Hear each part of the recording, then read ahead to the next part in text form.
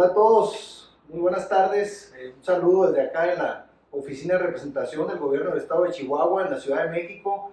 Y tenemos una visita especial el día de hoy de aquí nuestro amigo Jesús Vargas Valdés, quien es pues un destacado chihuahuense oriundo de Parral, que es maestro, historiador y biólogo de profesión, y nos visita el día de hoy y te agradecemos mucho, Jesús, la oportunidad de platicar, de conocerte, porque como sabes, tenemos aquí entre los programas de la oficina de representación un programa que se llama Corazón de Chihuahua, precisamente para dar a conocer historias de vida como la tuya, que inspiran a otras personas, que inspiran a los jóvenes, y que es muy importante que se conozcan, porque al final hay todo un recorrido en la vida que se van conquistando etapas, y creo yo que eso es importante para aprender todos nosotros de eso. Y te agradecemos también al mismo tiempo porque vamos a presentar un libro el día de mañana, vas a presentar el libro de Chihuahuismos aquí en la oficina de representación, y estamos muy contentos y muy agradecidos. Pero pues pasemos a echar la platicada. Dinos, Jesús, ¿cómo te presentas tú? ¿Cómo te presentas? ¿Cómo se presenta Jesús Vargas ante la gente? Bueno, muchas gracias por la invitación, primero que nada. Cuando me presento formalmente, como ahorita, pues comento a qué me dedico. Soy un estudioso de la historia. El oficio se reconoce como historiógrafo, el que escribe historia.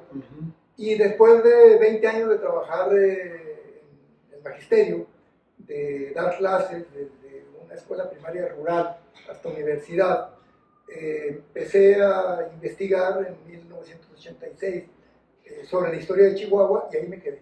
Desde 1986 hasta 2022 ya no me he apartado de la actividad de investigación, y pues he realizado muchas actividades de pura emoción, básicamente. He escrito algunas cosas, he conocido mucha gente, viví en Parral mi niñez, mi adolescencia, y luego me vine a estudiar a México, y pues soy una persona que quiere mucho a su tierra natal, Parral, quiere mucho a su estado, pero quiere mucho a México y a la ciudad, básicamente. Yo disfruto esta ciudad, no porque vengo de paseo, porque vengo de vacaciones, vengo a trabajar en los archivos, pero a la vez son vacaciones. Me fascina esta ciudad, estuve 10 años, y me da mucho gusto que la representación de Chihuahua en esta ciudad me haya invitado y que me dé la posibilidad, pues, de dejar aquí algunas palabras desde este espacio que es tratado de Chihuahua, la gran capital del país. Exacto. Oye, Jesús, ¿y en qué momento decidiste empezar a investigar historia, a plasmar en un libro la historia de México y concretamente de Chihuahua? O sea, ¿cómo despierta eso en una persona como tú? En el momento en que me percaté de que era un ignorante, en ese momento de mi historia. Yo estuve participando muy a fondo en el movimiento del 68, y como anécdota les digo que una de las acusaciones que se nos hacían los estudiantes es de que usábamos nombres de personajes extranjeros y nos olvidábamos de los héroes nacionales, de Juárez, de Villa, de Zapata, y algo de razón había en eso. Yo sabía más de Mao Zedong que de Miguel Hidalgo. Entonces, después del movimiento del 68, me caso, me regreso al norte, y estando dando clases en una escuela de educación media superior, me piden que haga un cuaderno de apuntes de la historia de Chihuahua, y entonces me atrapa. ¿Quién te pidió eso? ¿Quién te lo solicitó? El INEA. El INEA. Resulta que yo empecé a publicar artículos en el periódico, y un día después, como al año que yo estaba haciendo artículos de historia, yo revisaba los libros y encontraba algunas notas que me parecían muy interesantes, y me nacía inmediatamente el deseo de compartirlas, socializarlas. Por ejemplo, te pongo un ejemplo. Yo tenía la idea de que Orozco había sido un traidor, Pascual Orozco.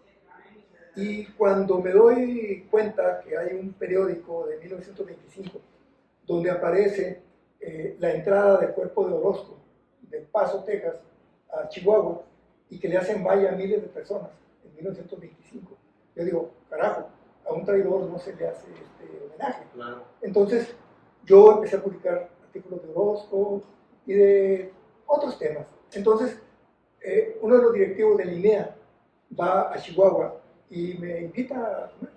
Entonces ya me dice, oiga, profesor, tenemos ya años queriendo hacer el libro de historia mínima de Chihuahua, porque en aquel tiempo el INEA hizo de todos los estados una historia mínima para la educación para adultos, para la alfabetización.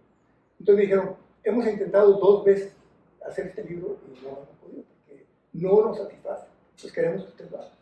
Está bien, nada más consigan la autorización de mi centro de trabajo y yo lo hago. Y en un año hice la historia mínima de Chihuahua. Y de ahí ya para adelante.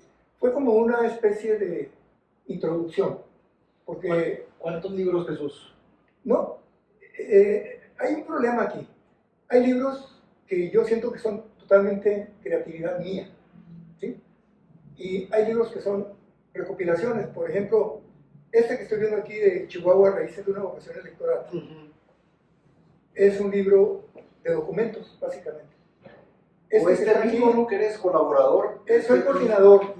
Coordinador y aparte, o sea, escribiste 2 ensayos. 2 ensayos. Este libro es un libro magnífico por los autores, que entre ellos está Pedro Salmerón, Javier García Diego, Felipe Ávila, y otros autores.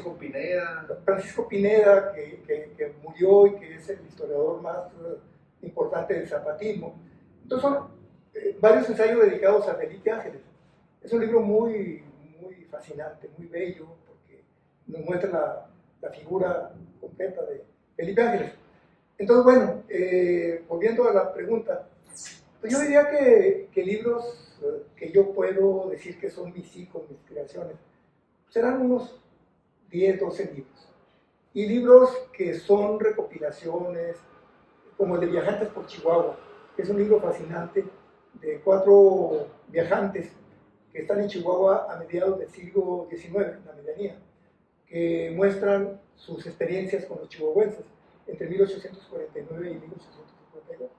Entonces yo ahí lo que hice fue un estudio introductorio muy largo, donde interpreto el por qué en ese momento hay tanto interés sobre Chihuahua, y entonces publico las crónicas de estos viajantes. Y ese es un libro que va bajo mi nombre. Y hay otro libro de recopilación de leyendas, el diario de Máximo Castillo y la Revolución en Chihuahua. Entonces son como otra decena de libros, donde yo no soy el autor, sino que yo soy el que da la palabra a otros. Como que moderas. Como que presento. Por ejemplo, Máximo Castillo es un personaje interesantísimo porque va a ser el jefe de la escolta de Francisco Madero.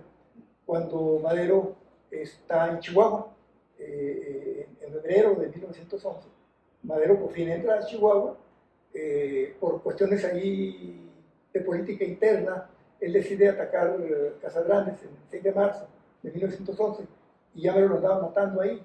Y entonces Máximo Castillo, un revolucionario ya grande, lo salva, lo trepa a un caballo, la familia se entera, y la familia le pide a Madero que lo deje como jefe de escolta. Y entonces Máximo Castillo después hace sus memorias, yo las publico, y antes de la publicación de las memorias doy una introducción sobre la revolución en el estado de Chihuahua. Bueno, me voy a remitir a algo más impactante.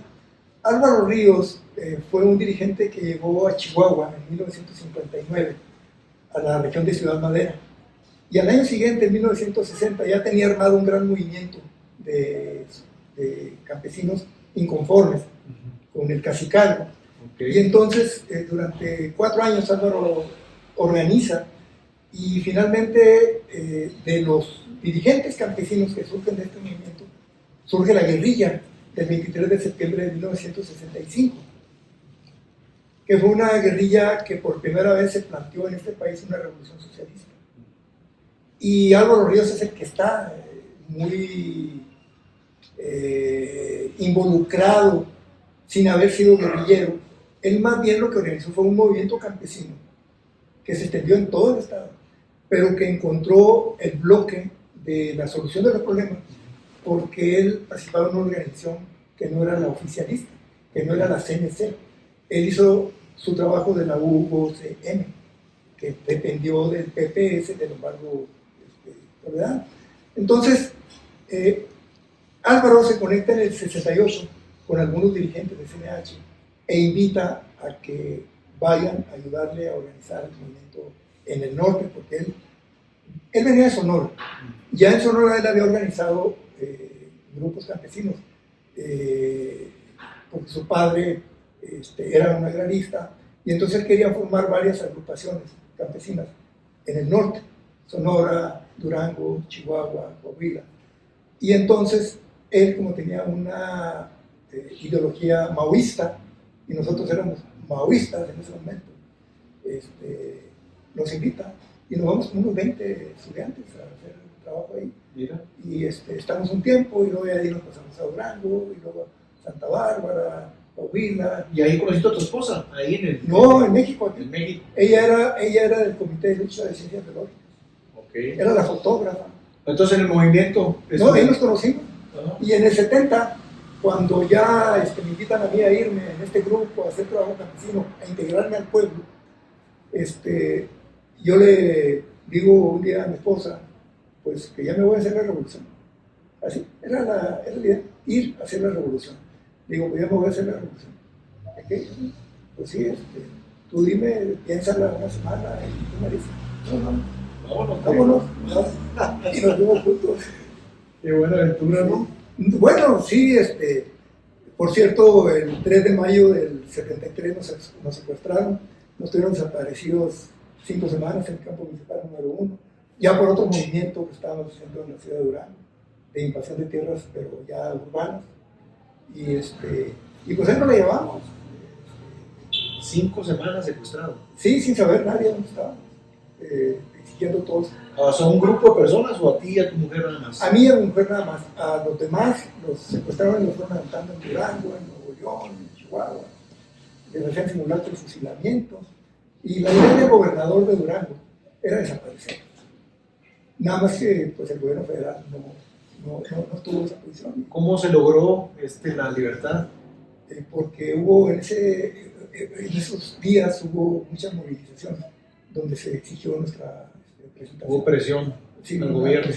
Entonces, pues, finalmente salimos y luego de ahí ya nos fuimos a trabajar con los mineros en Santa Bárbara. Entonces, era una especie de ambición, deseo, emoción de muchos jóvenes en Argentina. Ahorita suena, si alguien nos está escuchando ahorita, jóvenes, pues pensarán, ¿cómo es posible eso, verdad? Porque los intereses actuales de los jóvenes son otros. Pero entre los años del 65 hasta el 80 hubo como una ebullición idealista, revolucionaria, de hacer de este país lo que no se había logrado con la revolución. Y esa era básicamente, y la verdad es que yo sigo pensando lo mismo, y siguen pendientes muchas cosas, aún ahorita. Claro, pues mucho que aprender y sobre todo conocer, ¿no? De tu vida, la verdad, desde basquetbolista hasta 68 y luego hasta activista y activista, pero y también privado de la libertad, o sea, ahora sí que mucho que contar ahí. En el tema de las publicaciones, Jesús, que son algunas, ahorita dijiste, platicabas que tuyas, son 10. Reconozco 10, 12 publicaciones. 10, 12 publicaciones. Y tú como historiador o como quien logró esa publicación, ¿tienes alguna favorita de esas 10? Yo creo que hay 2 publicaciones que para mí son muy importantes. Una colectiva, que es Chihuahua, Horizontes de su historia y su cultura. Son 2 tomos un tomo dedicado a la historia política, el otro tema a la cultura. Y participan alrededor de 30 investigadores, de lo mejor que hay de estudiosos sobre Chihuahua. Este libro lo publicó Milenio, lo adquirió el gobierno del estado de Chihuahua durante el gobierno de Reyes Baeza. Se regaló 1000 ejemplares y luego se volvió a hacer otra impresión de 1500 ejemplares. Y es un libro muy importante para conocer lo que es la ciudad de Chihuahua, como libro colectivo. Y como el libro de Jesús Vargas, que más satisfacciones me ha producido y emociones y me sigue produciendo, es el de Nelly Campobello, Mujer de Manos Rojas. Este libro es una biografía que se trabajó 20 años, no de forma continua, ¿verdad? Pero durante 20 años estuvo reuniendo información y se construyó la biografía más importante que hay sobre Nelly Campobello. Decía que la biografía de Nelly Campobello es el libro que más emoción me produce, incluso cuando hablo de este libro me emociono, porque lo valoro mucho desde el punto de vista humano y de la mujer. Nelly Campobello fue una mujer que no fue a la escuela. Yo establezco un paralelismo. Digo que son personalidades gemelas, ella y Villa. Ella se llamaba Francisca Luna, era su nombre. Francisco Villa, de la misma región, no fueron a la escuela. Los dos eran temperamentales, tanto Nelly como Villa. Y Nelly Campobello, como mujer, jamás permitió que nadie le impusiera, que nadie la avasallara, que nadie le tocara la dignidad. Fue una mujer ejemplar, que fue de las precursoras de la danza nacional, que escribió desde 1931 uno de los libros más importantes del villismo, Cartucho, y que tuve la fortuna, después de que ya habían pasado más de 10 años, de que yo estaba recopilando información y no avanzaba la biografía, tuve la fortuna de conocer a una joven que no era todavía una escritora, pero que era escritora, y que se conectó con el personaje, y luego ya hicimos la biografía a 4 manos.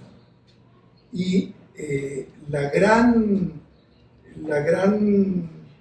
cualidad de esta obra es que tiene la mirada de la mujer y la del hombre. Entonces, Jorge Aguilar Mora, otro chihuahuense, uno de los principales especialistas en literatura hispanoamericana, él le da un gran reconocimiento a esta obra, precisamente por eso, porque va viendo cómo en cada página hay una absoluta armonía.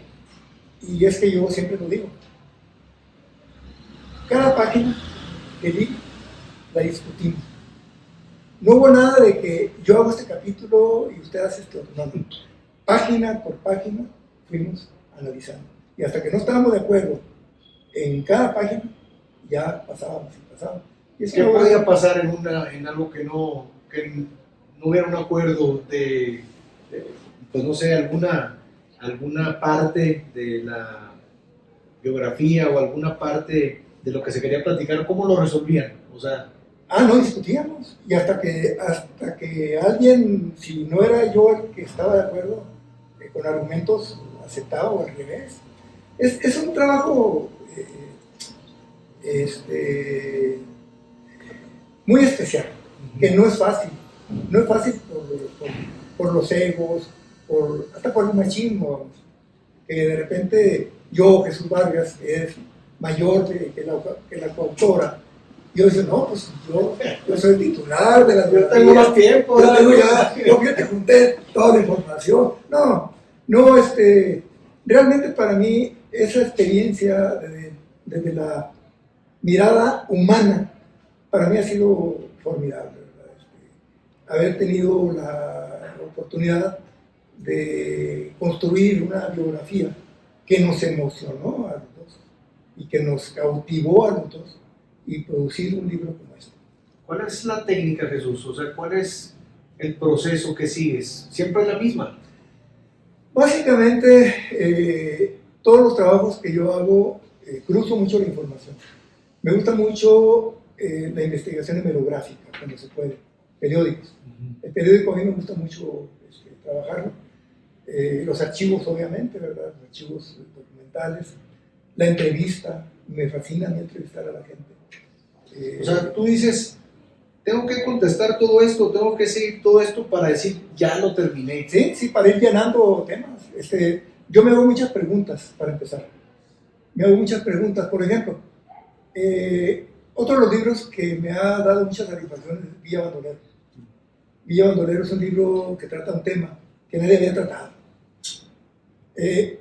La figura de Francisco Villa estaba dividida entre dos mundos. Los que lo acusaban de bandolero, como un personaje ruin, infame, y los que decían que nunca había sido bandolero. Entonces yo dije, bueno, vamos a trabajar. Y me fui investigando para ver qué tan bandolero había sido. Y pues sí, Francisco Villa fue bandolero de 1894 a 1910. Entonces, lo primero que yo tenía que buscar era documentos donde apareciera Francisco Villa bandolero. Pero ¿qué pasa? Que Francisco Villa nunca usaba ni el nombre de Francisco Villa ni de Doroteo Arango. Entonces tuve que ir desentrañando. Cuando había un documento en el que se decía, unos bandoleros atacaron aquí y esto y lo otro, y yo tenía que detectar que ese era Francisco Villa. Entonces, hasta 1899 encontré un primer documento donde yo decía, Francisco Villa. ¿Y había otro nombre? Varios. Villa usaba el nombre que se le ocurría. Entonces, por eso nunca lo podían, y no había fotos. No lo detectaban. Pues. No, y no había fotos de él. Y muchas veces, cuando él tenía un trato en la venta de mulas, de reses, mandaba a otro por él. Entonces, era un personaje perdido totalmente. Y bueno, fue algo muy emocionante ir descubriendo documentos donde se hablaba, por ejemplo, en 1904 hay un secuestro en Villocampo de un señor Gabino Anaya. Llega una banda, lo cuelga para que diga dónde está el dinero y bla, bla. Entonces Nelly Campovillo me da la clave porque un tío de ella le había platicado de eso y decía que ahí había estado el Borragacha, y el Borragacha era Doroteo Arango. El Borragacha. El Borragacha. Entonces, era el Borragacha porque siempre traía para ocultar el rostro. Y eso. Andaba incógnito, pues ahí. Sí, ¿no? o sea, se disfrazaba. Esos 16 años había, por eso nunca lo agarraron. Era muy hábil. Entonces, bueno, es otro de los agradecimientos que yo le tengo a Nelly, porque ella era de la región donde Villa, después de 1902, que estuvo preso en Durango, va a refugiarse en toda la región del norte de Durango, Villa Ocampo, Las Nieves, Torres de Cañas, Indé, Santa María del Oro. Esa región es donde Villa se va a refugiar, porque es una región muy, muy distante de la capital, están a 300 kilómetros. Entonces fue una región libre desde la época colonial. Y la madre de Nelly Campovillo había conocido muy bien a Doroteo Arango, Francisco Villa y a varios de los personajes que forman las primeras bandas de santiagueros allí en esa región. Y investigando el pasado de Francisca Luna en Villocampo, me aparecen estos bandoleros. Y luego ya capto, ahí está el Villa Bandolero. Y sale un libro muy bonito. Ojalá y se vuelva a publicar este año que viene por ser el año de Francisco Villa. Pues sí, hay que promoverlo, ¿no? Oye, mi estimado Jesús, alguien que tiene pues la inquietud, ¿no? Yo creo que en algún momento empieza, ¿no? Esa inquietud de poder publicar algo, de poder investigar para publicarlo, pero ¿cómo se empieza? ¿Cuál es el primer paso? En el caso tuyo, por ejemplo. Bueno, mira, de acuerdo a mi experiencia, yo cuando hablo con los jóvenes, yo les comento que son dos condiciones fundamentales para escribir sobre historia. Dos. La emoción que te causa escribir un tema sobre algún acontecimiento, sobre algún personaje, que te emocione. O sea, que tú digas, yo quiero hacer algo sobre este hecho. Por ejemplo, sobre la invasión de Estados Unidos en el 47. Si tú tienes ya la emoción de hablar de los niños héroes, por ejemplo, de escribir, entonces te vas a meter a investigar sobre qué fue la invasión norteamericana, por qué, cómo y cuándo. Ya tienes la emoción. Pero esa es una parte nada más. La otra parte es la metodología. Tú tienes que saber cómo vas a investigar, dónde vas a investigar, cómo vas a proponer las primeras preguntas que tienes que resolver. Si puedes concatenar estas dos condiciones, creo que puedes escribir. No le hace que no llegues a hacer algo relevante en tu primera ocasión, en tu primera oportunidad. En mi caso, yo empecé a escribir artículos en el periódico de mayor difusión en Chihuahua, en el Heraldo de Chihuahua. El primer artículo lo hice en el 86. ¿Qué escribía Jesús Vargas? Como dije ya ahorita hace rato, yo escribía lo que a mí me causaba emoción, lo que yo sentía que tenía que ver conmigo.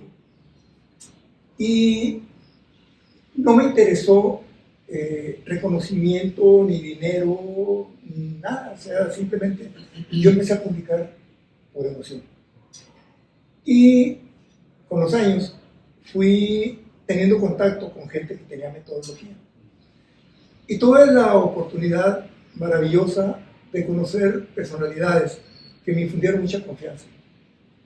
Yo fui amigo del doctor Friedrich Katz, el máximo autor de la historiografía de la Revolución.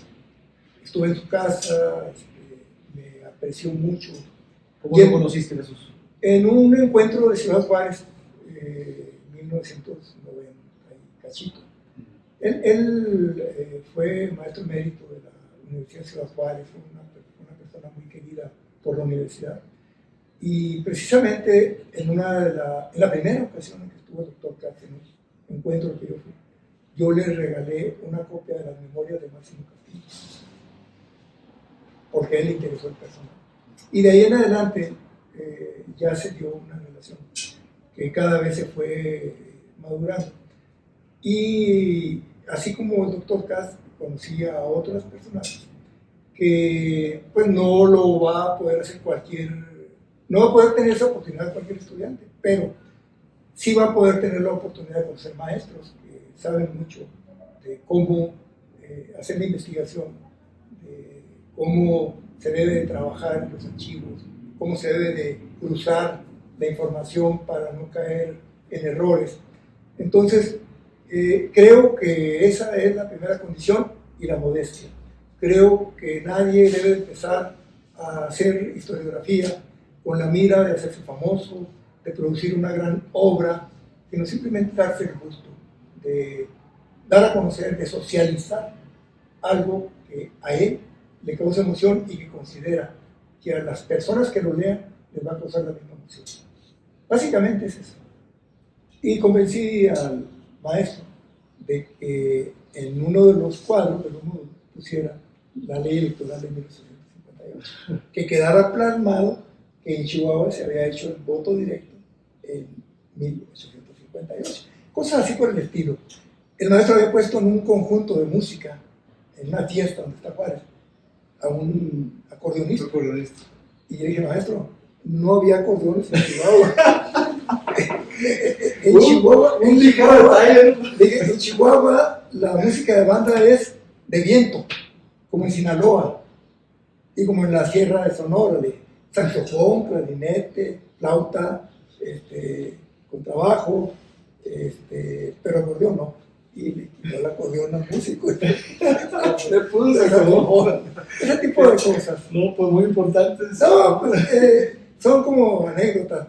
Y voy a mencionar otro caso. Uno de los escultores que ha dejado más obra en Chihuahua fue Carlos Espino, que hizo el monumento de Felipe Ángeles, precisamente el que viene por ahí en una foto interna. Y este escultor hizo mucha obra en Chihuahua, hizo el monumento de los héroes de Tomochi también. Y también con él tuve mucho acercamiento, porque son artistas que antes de hacer una obra estudian, se meten a la historia. El primer encuentro que tuve yo con él es para que él diseñara el monumento que se hizo para el pueblo de Tomuchi, relacionado con la Santa de Cabora, Teresa Urrea. Entonces, él me pidió información, le mandé libros, documentos, todo lo que pude encontrar. Se empapó totalmente del tema y hizo un monumento hermoso, ¿verdad? Sobre Tomuchi. Y él fue un caso, también él murió ya hace como 4 años. Y también se combina muy bien ahí lo que es la historiografía y el arte para hacer una obra que tenga sustento, ¿verdad? Reunir toda la información para poder lograrlo. Pues, ¿cuántas cosas hemos escuchado, anécdotas, parte de tu vida tan importante? A mí me impactó también eso de la privación, pues, del secuestro que tuviste tú y tu señora, entre otras cosas. No sabía que eras basquetbolista. Eso está... ¿Tú también fuiste basquetbolista, imagino? Yo jugaba béisbol, fútbol, básquetbol poco, pero sí, me fui más por el béis y el fútbol. Pero reuniendo tantas cosas que yo sé que pueden faltar muchos temas, Jesús, ¿piensas en el qué sigue? ¿Cuál es el horizonte? ¿Cuál es el nuevo objetivo para Jesús Vargas a tus 76 años? ¿Qué es lo que sigue para Jesús Vargas? Bueno, tengo por lo pronto varios temas en la computadora. Tengo el tema de Comanches y Apaches. Tengo una historia del movimiento guerrillero de 1968, que fue un movimiento que se generó en Chihuahua y terminó en Tezopaco, con el fusilamiento de los guerrilleros. Sin ninguna legalidad, sin nada, se les fusiló a los jóvenes. Entonces yo tengo la historia esa, la quiero terminar. Tengo una historia de la adolescencia de los años 60 en Parral, una historia que empecé a escribir hace muchos años y que la he dejado. En esta historia nos encontramos ahí Carlos Montemayor y yo como adolescentes, y pues es un personaje dentro de la historia. Claro. Porque para mí fue un personaje muy admirado, ya como adulto, como parralense. Y son así de los proyectos. Tenemos en puerta, Flor García, Rufín y yo, estamos a punto de terminar un libro sobre Nelly Campobello, que es un complemento a la biografía. Como una segunda parte. No ya de la biografía, sino de otros temas en los que interviene Nelly Campobello. Yo aspiro a que el año próximo, es más, voy a emprender una iniciativa para que sea el año de Francisco Villa y de manera alterna el año de Nelly Campobello. Voy a hacer utópicamente un pronunciamiento dirigido al presidente de la República de que junto a la historia, la recuperación, el homenaje a Francisco Villa, se tome en cuenta a Nelly Campobello también como la primera mujer que toma la palabra y la pluma para defender la figura de Francisco Villa. En 31 escribe Cartucho, y luego en los años siguientes pues es, junto con Martín Luis Guzmán, una de las principales promotoras de la figura de Francisco Villa. Entonces, como mujer, tiene lugar, ¿verdad? Como autora. Ella presentó un gran ballet de masas, algo nunca visto en este país, que se llamó Carabina 3030, en el que participaron más de 2.000 bailarines en un estadio ante el presidente Lázaro Cárdenas, porque fue la precursora de la danza nacional también. Entonces,